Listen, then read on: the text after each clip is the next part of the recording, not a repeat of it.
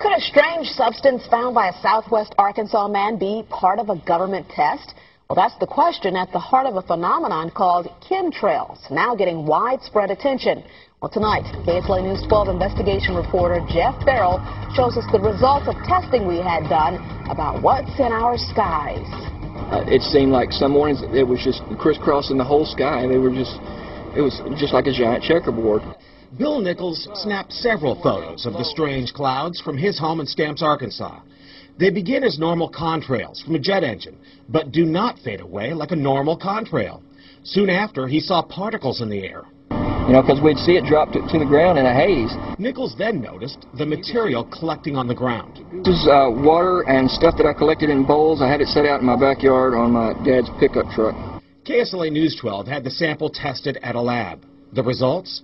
A high level of barium, 6.8 parts per million, more than 3 times the toxic level set by the EPA.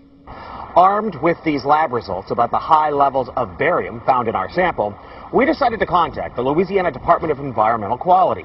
They told us that, yes, these levels are very unusual, but at the same time, they added the caveat that proving the source is a whole nother matter. Barium is a hallmark of other chemtrail testing, which even attracted attention from a Los Angeles TV station. There's already no shortage of unclassified weather modification programs by the government.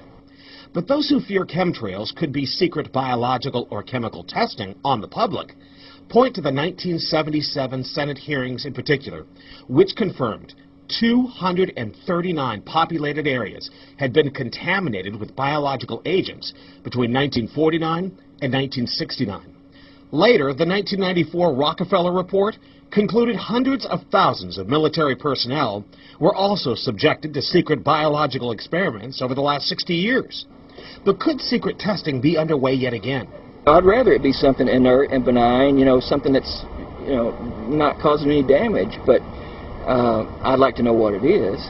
KSLA News 12 discovered chemtrails are even mentioned by name in the initial draft of House Bill 2977 back in 2001 under the Space Preservation Act. But the military denies any such program exists. Jeff Farrell, KSLA News 12 reporting. And, you know, it turns out until 9 years ago, the government had the right under U.S. law to conduct secret testing on the American public under specific conditions. Only a public outcry repealed part of that law, with some exceptions.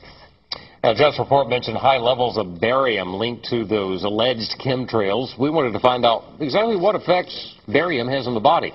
We spoke with Mark Ryan, the director of the Poison Control Center. Ryan tells KSLA News 12 that short-term exposure can lead to anything from stomach to chest pains.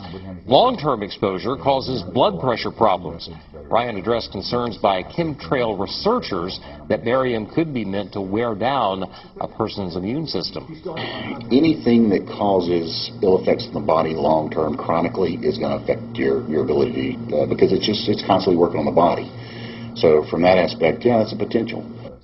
Ryan says he's conducted research on his own about secret government testing on the public, but he's still a bit skeptical about the alleged chemtrails, at least at the moment, because the Poison Control Center has seen no calls about exposure to barium.